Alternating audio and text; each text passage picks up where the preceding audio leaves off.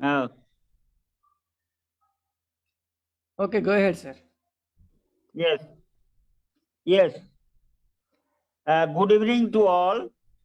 At the outset, I express my heartfelt gratitude and thankfulness to the esteemed poet Kumar Prasannaji, my brother, my adorable brother, and I am honored and privileged to have been invited by him, by the esteemed poet Kumar Prasannaji in the Fertile Brains, in the prestigious group Fertile Brains, to recite my poems and to address the audiences and the esteemed watchers on the point of poetry. What is poetry and what is the function of poetry?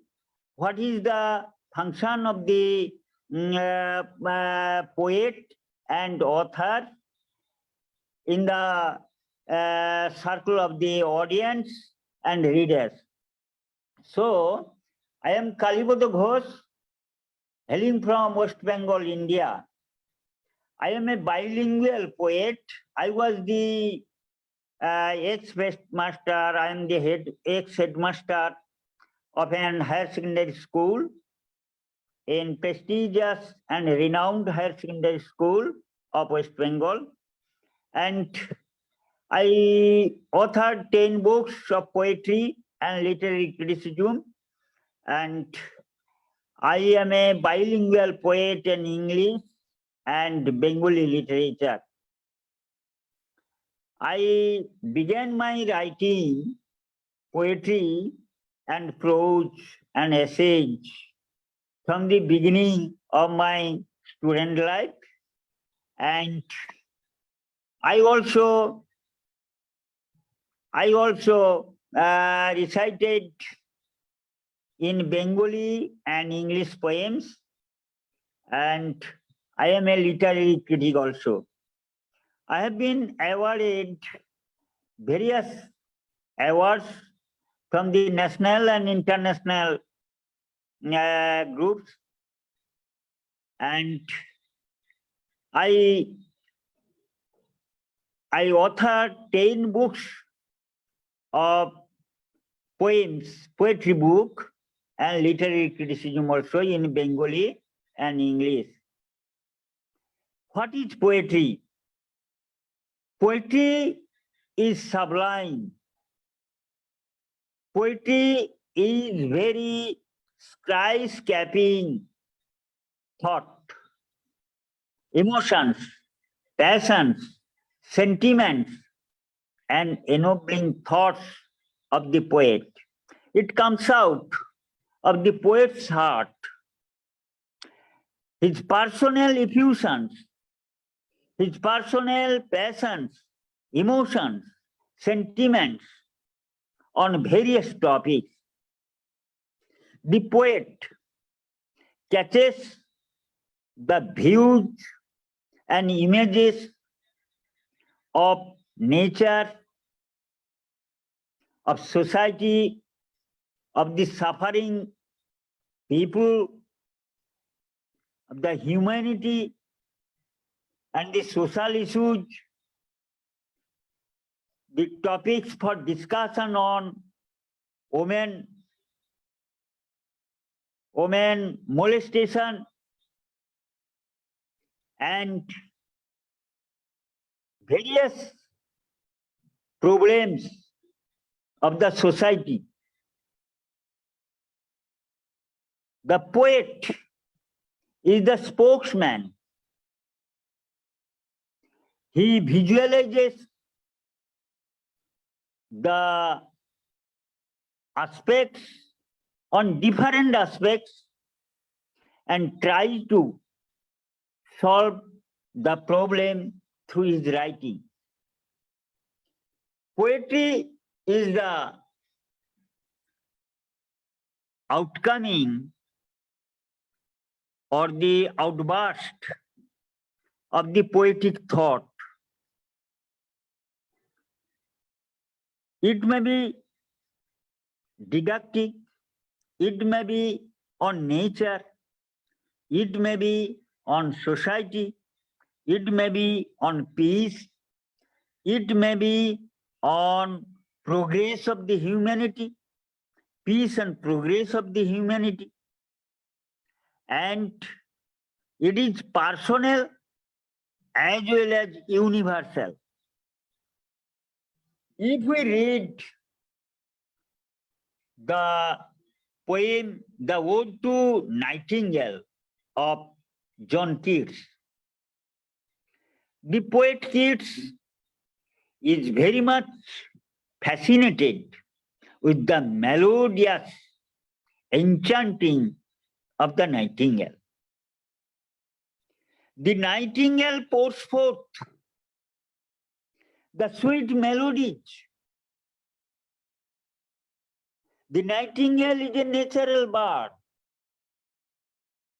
but its voice is natural. But it has a message to the humanity. It is the effusion of the personal effusion of the poet John Keats, but it becomes universal.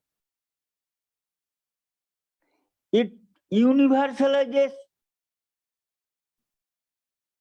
it puts emphasis on universal appeal. So, poetry is personal as well as universal. Personal as well as universal. It has an objectivity of thought, sentiments, emotions, and it is sublime thought. It is ennobling thought. The poet expresses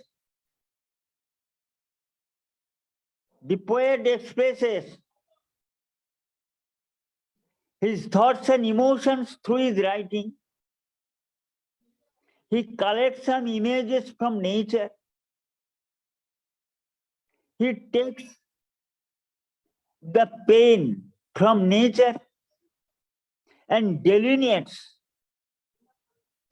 various images through his mental makeup. It is universal, though personal.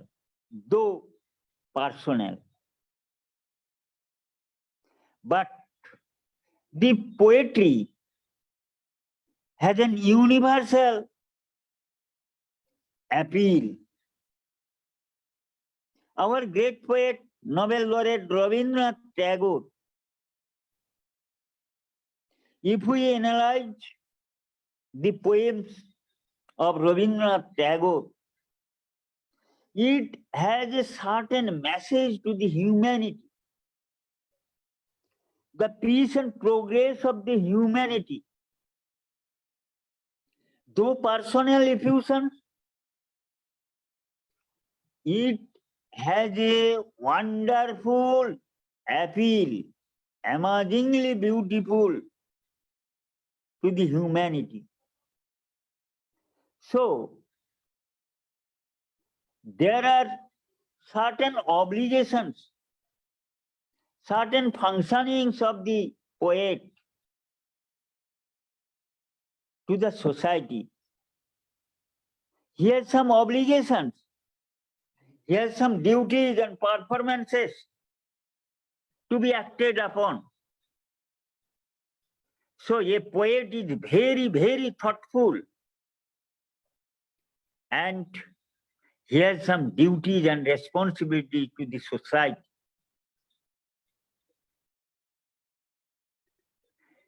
The poet is a clairvoyant, and he seeks truth. He seeks poetic truth and poetic beauty. He seeks poetic truth and poetic beauty. The cosmic beauty the cosmic fragrance. The poet visualizes the starry skies and imagines the bright luminaries are pouring blessings and stardust upon the humanity for the peace and progress of the humanity. Our cosmos is void. There are stars, planets, black holes, Milky Ways, galaxies, heavenly bodies, all are functioning with harmonious whole. They are in the process of harmony and melody. If we think that our cosmos or universe is full of void, we are coming from the void. We are coming from the cosmic beauty. We are coming from this universal energy. The sun is the soul energy. The sun is the soul energy for the creation of this earth, moon, planets, Mars, Jupiter, Saturn, Neptune, Uranus, and these planets are originated from the soul energy, the central sun. The moon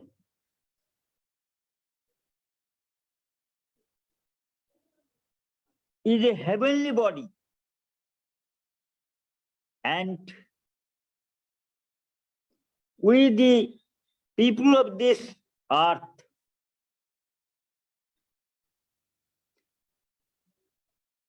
are exploring to the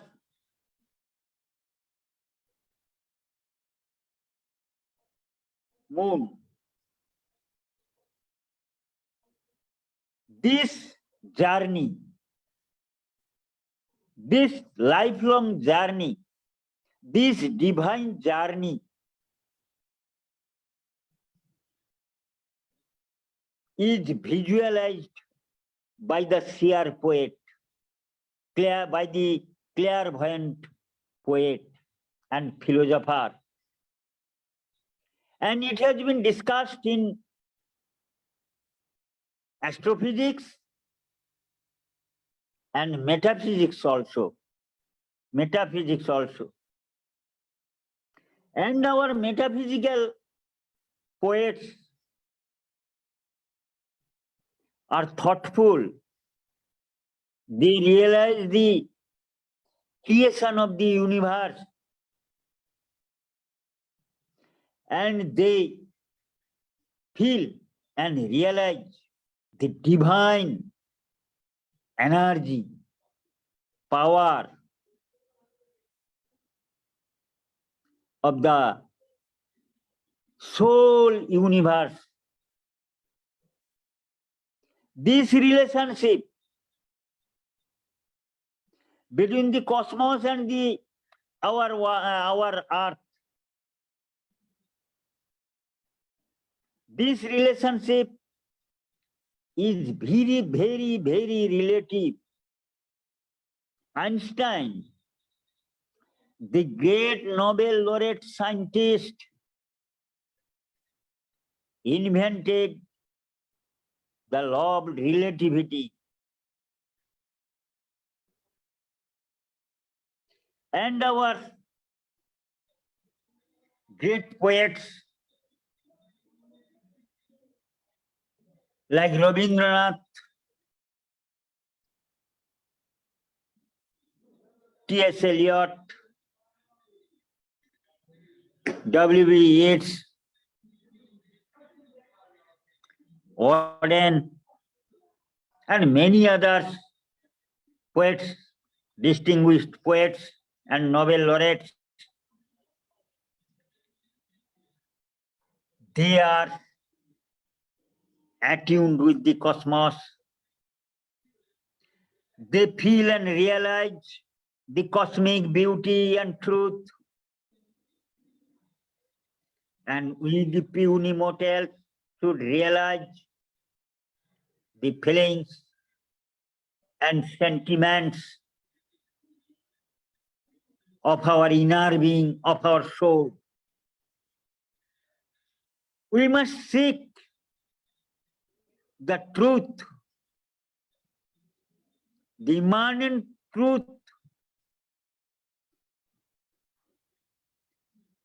beauty, cosmic love, and fragrance, the divine fragrance, the divine love. So, poetry is not a trifling matter. Poetry is not a trifling matter.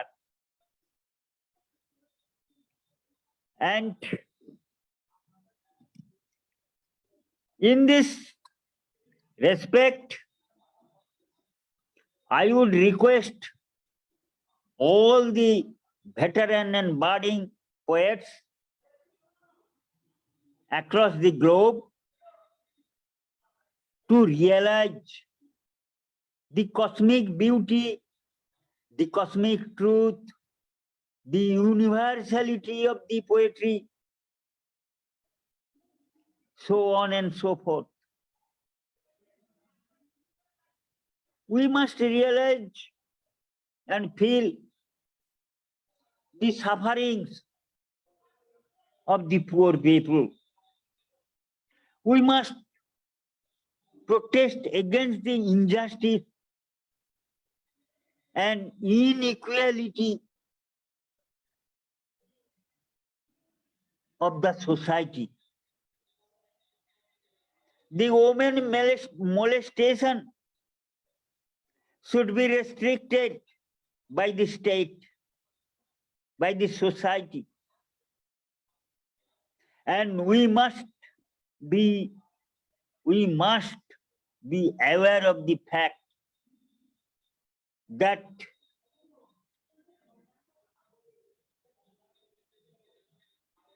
an educated mother can grow and produce an educated nation. Our great prophet, Swami Vivekananda, said, an educated woman can produce an educated nation. So we must put emphasis on social responsibility regarding the prestige and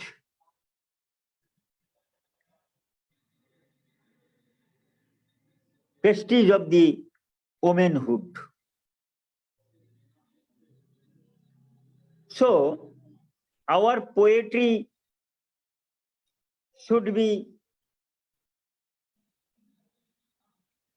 on the social aspects, on humanity, on peace, on progress, ecosystem, nature, cosmos, so on and so forth.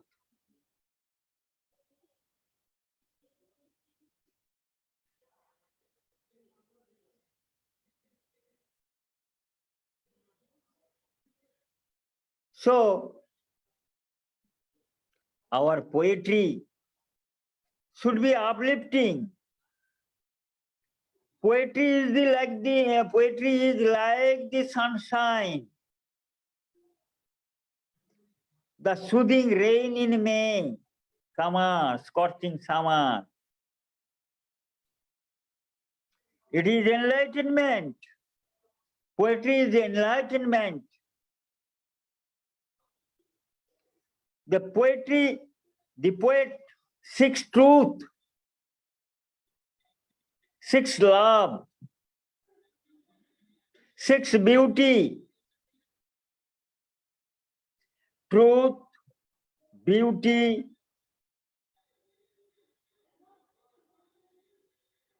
and peace. The poet seeks. And poetry is the ennobling thought of universalization. It is soothing, sublime, and ennobling, and thought-provoking. The poetry is based on philosophy. The poetry is based on metaphysics. Poetry is based on nature, peace, and on humanity. The well-being of the humanity. Poetry is coming forth from our soul. Poetry is coming forth from our heart. It is not a trifling matter.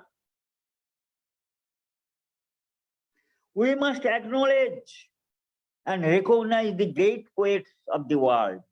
Why? They have some messages to the humanity. And we must follow the messages. We must follow the messages. And these messages will act upon like a soothing balm.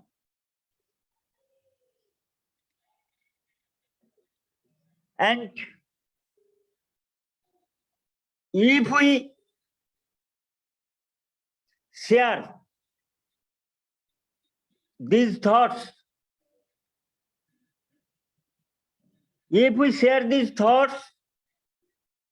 hello, yes, please resume. If we analyze the thoughts, sentiments, passions of the poet, we find there is sublimity, there is superiority, and so on and so forth. So, in the session, I would like to recite my poems. My poem entitled My Sweetheart. My Sweetheart. This is a love poem. And this love poem is based on divine love, ethereal love, celestial love. And my poem entitled My Sweetheart. Oh, my sweetheart, my love, my Juliet. I have been searching thee day and night. My heart is aching and my soul is yearning, a phantom of delight roaming in springtide. You are a celestial light, far to seek, far to prom your bosom, your serene look, love and beauty maddening my heart and soul, a soulmate never parting, never forgetting. Your winsome smile is a fragrance, aura and aroma, a divine angelic beauty, so profound and deep, bottomless and unfathomable. your tantalizing eyes and eyebrows with smile, your pomegranate teeth and rosy cheeks and face, surpassing the beauty and splendor of Helen and Cleopatra. I ponder and ponder about a flood of light, a flame of fire, so soothing and consoling, a white and crimson hue emitting from your soul, radiating brilliance and luster. Oh, my sweetheart, I will fly to thee. We are born for love. We are born for love, and we die for love and immortality. The stars are pouring blessings upon us. And my second poem, Road Taken. Road Taken. Which path, which road I have to choose? I have to choose by the direction of the Supreme God or light, the universal light and enlightenment. Who knows the right direction? I know not. Perhaps the road gone to the forest, on either side full of prickles and bushes, always fascinating greeneries, and step to the road and miss my way. There's a drizzling, black clouds darkening the sky. I see the birds perching and preening their feathers, wildflowers blossoming and withering, and the falling of yellow leaves, squiggling road, indecisive.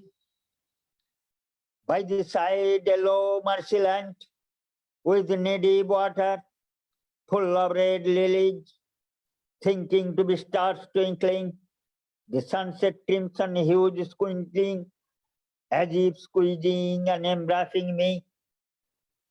All on a sudden, a light leading me to the right direction. All on a sudden, a light leading me to the right direction, and I take the turning fork of the road, a light awakening my soul. This is a philosophical and metaphysical poem at the same time, and we are guided by the Supreme God, and we are guided by His direction, and we must choose the right path, the way of life, the way of man's life to God, and there is the relationship between divinity and manhood. So we must choose the right direction and we must take the right path to explore our soul to the divinity, to the eternity, which is perennial, which is universal, which is a sublime thought.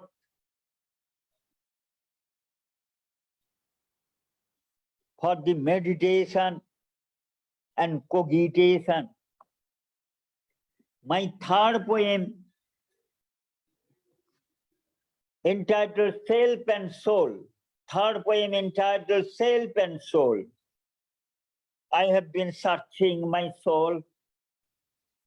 A long time has elapsed since I have been. Are you searching yours? Perhaps positive or negative. Perhaps I have been idling my time in gossiping or writing verses. That's not the matter. It's gain or bafflement or loss. I ponder over what I have been searching with the passage of time, what I did or will do for humanity. Mere food and drink is not a life. Mere food and drink is not a life. Look at the mirror of life. Dive deep into the self and soul, a self-contentment or consumption, luxurious life or renunciation and salvation. What's profit or loss?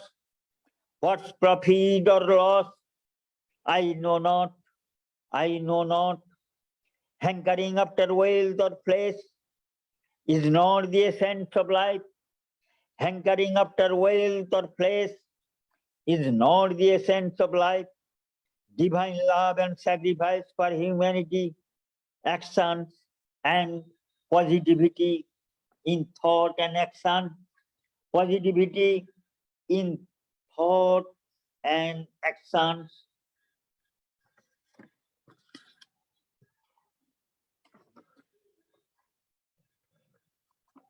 My fourth poem, A Glimpse to the Soul.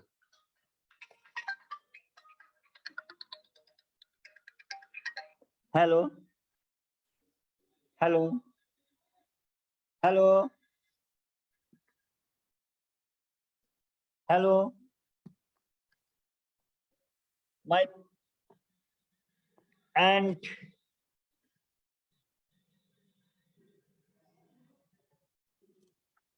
at last I express my heartfelt gratitude and thankfulness to the esteemed poet Kumar Prasannaji, my brother, for honoring and inviting me to the prestigious group Fertile Brains. And I express my heartfelt gratitude and thankfulness to the team admins who are on the team, admins, and the viewers and watchers, the esteemed viewers and watchers who are attending and watching my live video with the Zoom. I express my heartfelt gratitude from the bottom of my heart of hearts to the esteemed viewers and watchers, and at the same time to the admin teams of the Fertile Brains and the organizer, esteemed poet Kumar Prasannaji, for honoring me for the solo reciter, for the recitation, and for delivering my speech on poetry. Thanks to all. Thanks to all.